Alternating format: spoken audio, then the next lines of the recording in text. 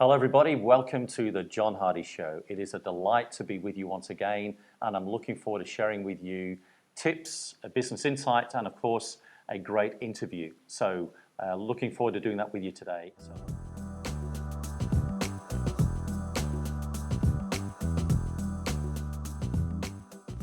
So let me introduce to you Ingrid Feinauer from LJ Hooker in Rockingham, which is one of our southern suburbs here in the great city of Perth in Western Australia.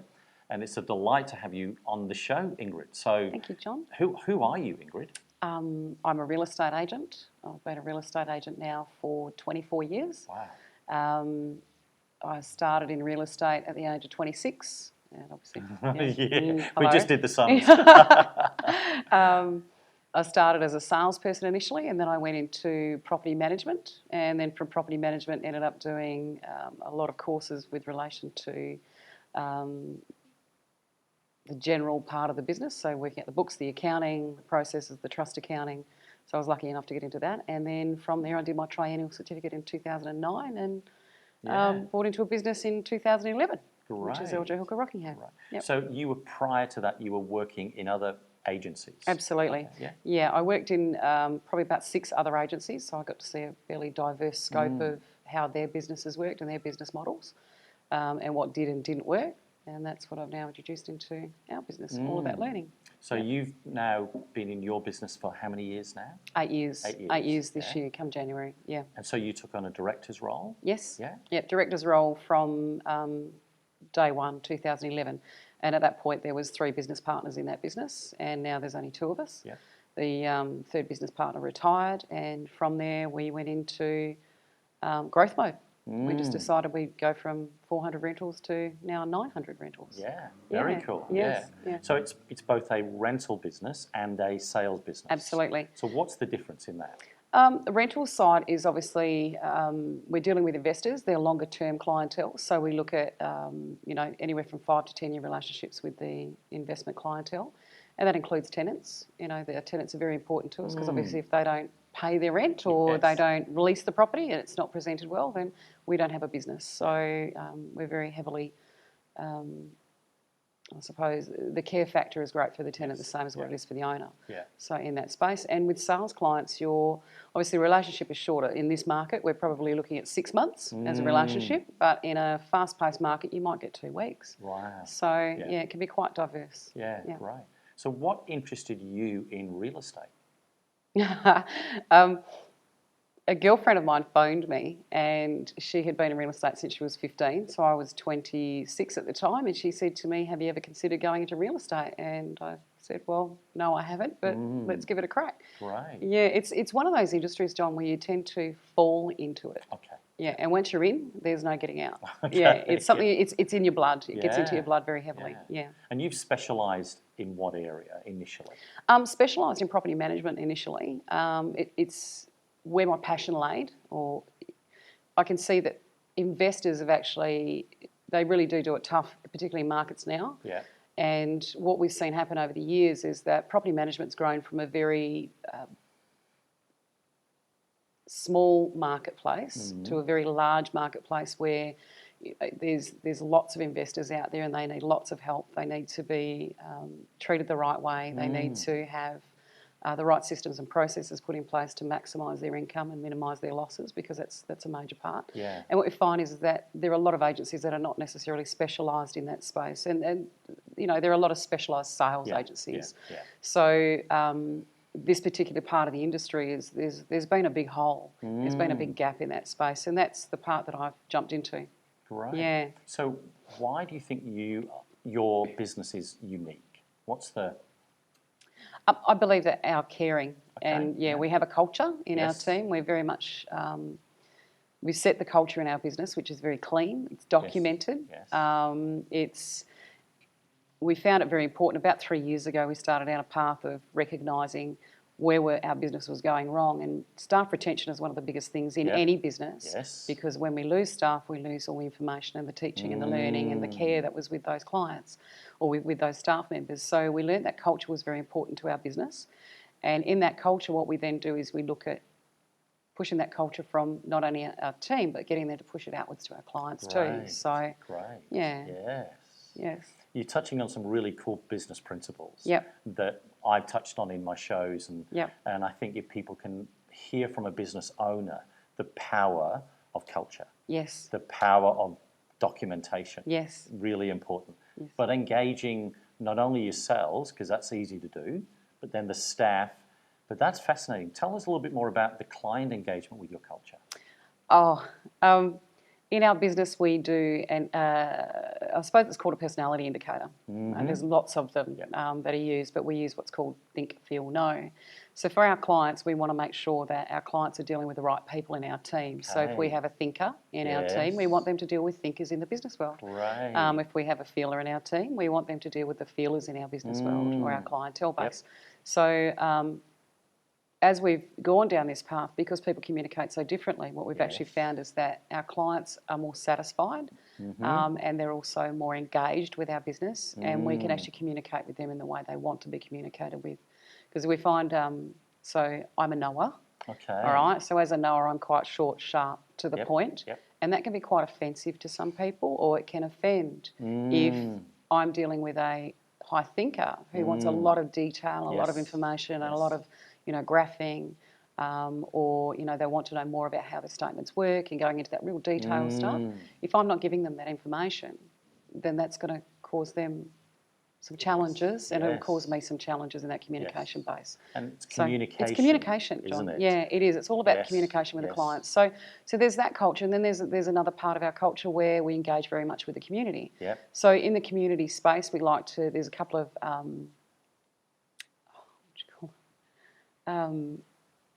organisations that we assist. So Soul Soup Patrol. Yes. There's the Women's Refuge that we assist as well. There's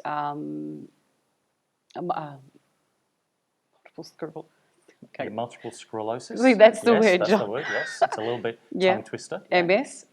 So we get into that, and what we find is that our team like to engage and help the community, and so hence the community engages with us even more. And then there's, it just doubles down. Every time you do something new or you assist or help somebody else, it doubles down, John. So, and you just get to help more people. So, and that's part of our culture. It is interesting because oftentimes businesses try to keep the culture just within themselves. If we get it right, you can push it right fairly wide. Absolutely. And impact a lot of people. Yes. Yeah. So if we've got 30 staff in our team and they then can help 30 other people, and then they can help 30 other people, suddenly you've got a massive change occurring in your community. So that's the way we look at our business. Yeah. It's not rocket science, is it? No, it's not. It's just being attentive to the detail and just gently growing that detail across the organisation out into who you touch. And we often don't treat our clients that well at times, do we? This is true. Yes. And this is what we've seen. Yes. So look, our business has come from, I would suggest, a fairly rough beginning. Yeah. Back in the old days, the property managers would treat people very, very badly. I've seen some horror stories where, the tenant's treated like a second-rate citizen. They're treated and treated quite disrespectfully is probably the best words for it.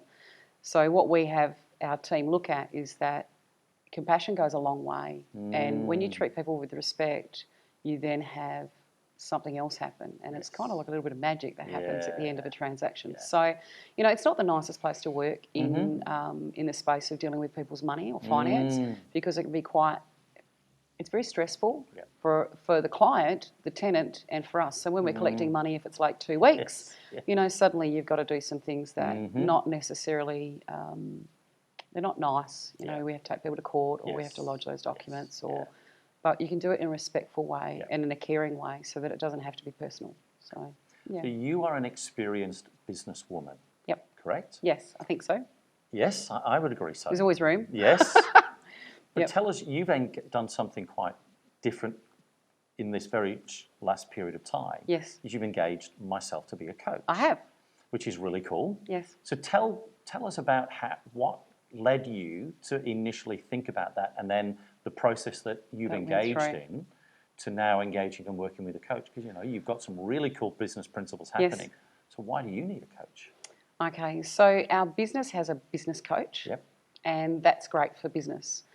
What's happened for me, what I've noticed is that the business coaching serves the team and serves the business, but it doesn't serve my personal growth. So I've grown in a business respect, but personally there are gaps that I'd really like to fill. Fill with something new, something different ways of thinking, more diverse ways of thinking, as opposed to just being business all the time, getting into that creative space. Yeah. So that's been lacking. Yeah. Yeah. So you identified that. Yes. And we had a conversation. We did. Yes. Yes. So tell you us helped about, me identify that, John. Thank you. Yes, I did. Yeah, that's right. Tell us about that first encounter when you're thinking, okay, we're going to have a talk about coaching. Yeah. What was happening for you? I suppose I don't really know. If I could say one thing, the thing that you helped me with, John, was to find some clarity around why I needed to have that conversation. You can be a very successful business person and still feel like there's something missing. Money makes things easier, but it doesn't necessarily make life perfect. All right, and sometimes you have to explore other parts of yourself, and that was why you're in that space. Yeah. And in that conversation, the recognition of realising that the creative part of me was actually missing or wasn't being as engaged as what it could have been over the last 10 years being in business. So it's been very business focused. Yeah. So it was interesting because we discovered, well, you discovered some really interesting attributes about yourself. Because I remember you saying at the beginning of the conversation, I don't know what to do and I don't know where to start. Yeah. So tell us about answering those blockages. I don't know what to do and I don't know where to start, and how a coach helped you in that. Okay. So it was for me, it was a gentle guidance process. You asked some really good questions, John. All right, so those questions that you asked me were, I suppose, thought-provoking was probably the best words for it. Thought-provoking, and I don't really know how it happened, John. You're just very good at what you do, clearly. Thank you. I don't actually know how it happened. Yes. But you are right. Yes. The design is to have thoughtful questions, to go deeper into you and pull them up. Yes. It's like digging a well, because it's there. It's just releasing the tap so it can flow. Yeah. And you discovered that, didn't you? Yes, that I it did. began to come out. Yes. And you were quite surprised At what came out. Yes. Yes. Yes, very definitely. Because we worked through some very strong aspirational dynamics. And we dealt with business. Yes. So what were some of the other dynamics that we wrestled with to kind of release before we actually discovered creativity is very important for you? But we had to do some of the business stuff, like you want a boat, some of those kind of things. Which were really well, cool. that's the offshoot of having some money. Yeah, that's right. Yeah. But you kind of went surface and then kind of mid-range and really delved down deep into yourself. Yes. And let it come out. Yes. And it surprised you, didn't it? It did, John. Very much so. You're very good at what you do, John. Yes, very good. And you discovered creativity. Yes. So tell us a little bit about that discovery, what's been happening in you and for you. Under your instruction. Okay, yes. And with your permission. Yes. You and I discussed that as a young person I would write poetry and believing that there's a story for me to tell about life and all things in it, and I'd like to tell that story. However, that's a little bit frightening and a bit daunting, and as to why I'm sitting here in front of this camera. Yes. Yes, is part of those reasons. It's part of the reason, absolutely. Yes. So it's about finding the why, I suppose, the why, the meaning, the why for me in life is to, business is not just business. It's not just about going to work every day. It's not just about the grind. It's also about really caring about people and finding out what they need and how you can help them. And I suppose that's the creative part is you can get to do it in different ways. You don't just have to do it through the medium of, for me, it's real estate. Yep. And I would like to, and as I've shared with you, I'd like to really engage more in sharing what I know about not only real estate, but life in general. Yeah. You know. And you discovered that there is more aspects to you and wanted to kind of figure out what they were. Yeah. And I think most business people have them, but they don't know where to go with them or how to actually do something about them. Sometimes you just don't know what the question is, John. Yes. You know, that first day in my office when you Yes. came in for that first session, it was, I don't really know. That's right. Well, what is it that I need? I don't know Yes. what it is. I know something's missing. Yeah. I know something's not being fulfilled. Yeah. So there's more. There's more to us as people, I think. And so hence the reason it was, you know, you're engaged in that space, John. Yeah. And Yeah, I think I'm really sometimes grateful what we do in our world, we departmentalize our world, and yet we're quite holistic Yes. in our expression, and we sometimes shut down areas and we think we can only do this. That's going to satisfy. And like you've discovered that Yes.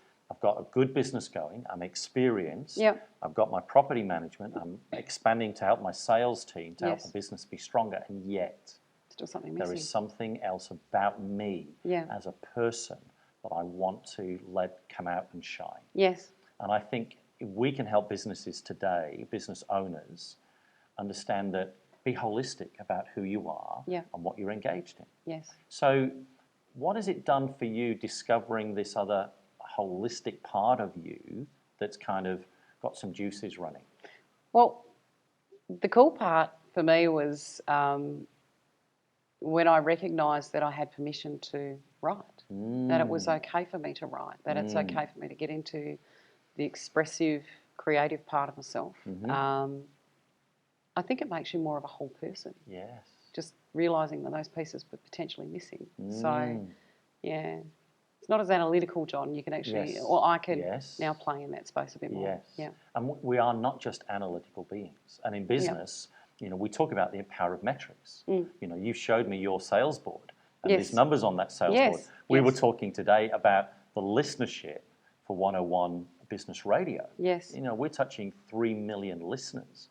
It's so amazing. Those metrics are really important and help us. Yes. But they can be a bit cold, can't they? They can. Yes. Yeah. And they shut us out from the warm areas. Well, they shut us out from ourselves. Yes. You know, key performance indicators or key success indicators, or it's all about the dollars and the cents. Yeah. But I think and know for myself personally that it's about finding your passion. And I'm very passionate about real estate, don't get me wrong, but I know I could be more passionate about other things and put the two together. And that's what I've found with talking with you, is that you don't necessarily, or I don't necessarily have to take away one piece of myself in order to engage in the other piece of myself. Yes. So, yeah. Yeah, and it helps us. It is exciting because we can grow in so many ways and we can operate in multiple facets and allow them all to be celebrated, which is interesting. Yeah. Yeah. So have you done anything at the moment in that space? I've pulled out my journal. Okay, great. All right, so the journal's out. I've written some little things in there. Great. I can't say it's been massive yet, John, but I've just been gentle with it. Yes. So, yeah.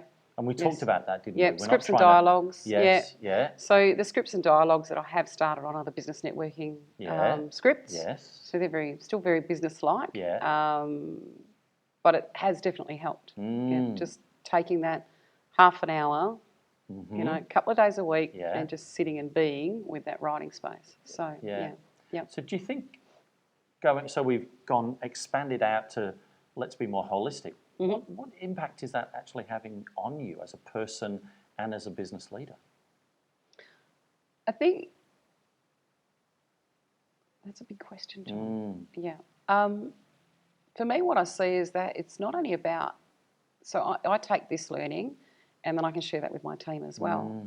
So I had a conversation with a salesperson last week, for example, and she was saying that she's not driven by the money. And I said to her, well, what are you driven by? And it was within 2 days after having the conversation with you. And she said, well, I'm not really sure. And so we went into that a little bit. And what we found was that she's actually quite driven by helping people. Okay. So I said to her, rather than making it about the transaction, Yeah. make it about the person. Mm-hmm. And if you're having a great experience with a person and you can assist them to achieve some of their goals, dreams and visions, Mm-hmm. then you just need to help more people. Mm.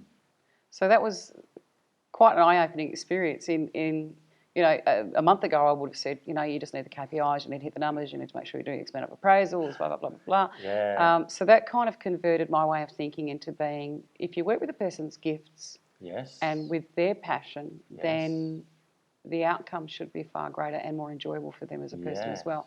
So the Yeah. staff, and then hopefully that can then flow into, again, out to our client base, because I've got happier staff Yes. working from the space they want to work from, Yeah. as opposed to just being about dollars and cents. Yep. And they can then engage in their caring space. Yeah. So you've helped them discover communication. Yeah. And that's powerful. Yes. But helping them discover passion that wires them. Yeah. And releasing them to demonstrate that in the workplace. Yes. Wow. Yeah. What a conversation Thanks, that's John. going to be. It's fascinating. Yeah. So for you as a businesswoman, speaking to any business owner out there, what would you say about what's been happening for you in this coaching process? It's been challenging. I imagine it's going to be a reasonably long road, but lots of eye-opening thoughts for me, John, and awarenesses perhaps that I haven't had previously. So for coaching with you, most definitely, highly recommended, John. Thank you. Highly recommended. Thank you. Yeah, really enjoying the experience. Yeah. And it's different to business coaching. This is business coaching, but for me, this is more about me having an awareness around who I'm being and what blocks I've got for myself personally. Yep. And then when those blocks are or cleared, as they clear, then that then opens up a whole new thought process and way of being, or level of acceptance as well. So Because you have a bit of a goal in this area, don't you, about being creative? yes, I do. Do you want to talk about that? I'm not. No, okay. I can try. Yeah. Tell the folks, because this is. I've deliberately brought you into the studio because this is part of your story where you actually want to go. Yes. Isn't it? Yes, it is. So tell us a little bit about that, because this is part of when people discover this holistic part of themselves, that there is lots of ways in which that can actually take form. So. Okay. Okay. So I have a fear around public speaking. Yep. I believe that I have a lot to share on many different levels, and I would like to share those things but don't know how to do that. And I've had a fear about being seen. Yes. Yeah. Yes. So you're on video. I'm on video. And you're doing public speaking to 3 million people. See, now I've just got butterflies and got all scared. But all we're doing is we're sitting in a studio in Perth with a colleague who's our producer, and we're just having a chat. Yeah. It's fascinating, isn't it? It is, yeah. That sometimes what we do to ourselves, fear-based, that yes, that might be happening. And I didn't know, we dreamed, almost 3 years ago, we dreamed about the possibility of having something like this, touching lots of people. Yes. So we've just kind of steadily done this slowly. Yeah. So this is part of just steadily doing this for Ingrid slowly. Thank you, John. Thank you, John. So getting a feel of what it might look like. Because there's only one other person in the audience today. Yes. Okay. I'm glad. Yes. It's I'm really grateful, John. Thank you. Yeah, really, really grateful. And Michael as well, who's so big. Yeah. Very grateful for the opportunity today. It's So in thinking about what this might look like, tell me, what does it look like for you being in a studio, having a conversation like this? I could potentially tell my story one day like this. What do you think? Looks pretty exciting. Yeah. Yeah. And it actually looks easier than I thought it would. So like you say, in your head you make up a lot of things that are not necessarily the truth, because I've been in an unknown space. I don't know what that looks like. So thank you for sharing the experience today. So how do we say something to our listeners and our viewers? What would you say to them about being an experienced business leader? What would you give away as a gift to them? And then engaged in coaching, what would you say to them? So as a businesswoman, experienced, give them something from your experience that would be helpful. Oh, John. Because you've touched on a few things about culture, communication, your experience in that space. Okay, so from a business perspective, as an owner of a business or stepping into a business, I mean, we get told, check the books, check the numbers, check the information. You're told all about the stats and the figures. Get your accountant to check this, do all the legals. I mean, look, the legals and the stats are all very, very important parts of purchasing or buying into business or getting engaged in business. I think one of the biggest things for me is actually understanding, if you have a staff, understanding them. Because without your team, you actually don't have a great deal at all. Great. Your team's actually extremely important to you, because your team are your people that they're on the ground. They're very much engaged with your clients, and give them the support that they need in order for them to support your team. So, or to support your clientele also. That's been really important for me in the business side of it. I've worked in a lot of businesses, and the team are not necessarily treated. They're not treated so well, all right? Or they're not. The boss is always busy, or the boss is stuck on the numbers, or very engaged in just trying to keep their head above water in some businesses. So I understand that. I think when you really get traction in your business is at the point where you engage a team into the vision of the business itself. Great. So that's a great gift. Thank you. The power of your team, giving them your time. Yes. And it's interesting, they want it, and then they will run, won't they? Absolutely. They will run. Yeah, because they want to. Faster and harder than you. Yes. Yeah. They see the vision and the goal, and the team goes harder than we do sometimes. They're dragging us behind it. It's like, come on, let's go. We're going that way. It's great that you say that, because I say that to my clients. But for a business owner to say the power of that, that's a great gift. So what about coaching? What would you say to business owners thinking about what you were thinking about? I've got some stucks. How do I get unstuck? How would you encourage them about getting engaged with a coach? Absolutely. I think that the most important thing is finding the right coach. Yes. And I did identify that in you after multiple conversations. Yes, we've had multiple conversations. Yes, so I think finding the right coach is really important. And I think finding somebody who matches or understands what you're attempting to achieve and wants to support you in that space. So recommend coaches highly. As I said, we do have another coach that's specifically for the business, but you're a little gift to me for myself, John. Great. So thank you. Thank you. That's great. Yeah. Well, that's really important for businesses, because we have listeners all over the world, to spend some time thinking about that and talking to a few different people. Yes. Get a feel of what it is. Will they help me? Yes. And that's the purpose of coaching. Is absolutely. I want to help my clients. Yeah. So, yes. How could people actually get in contact with you and your business? You can find me. Yes. Is the easiest maybe the web? Oh, yeah, the internet. Absolutely, the internet. That's right. The phone number. Yes. The internet. So what is your actual web business? It's www.ljhookerrockingham.com.au. There you go. So that people can actually get in contact absolutely. with you. Absolutely. And your name is Ingrid. Ingrid Feinauer.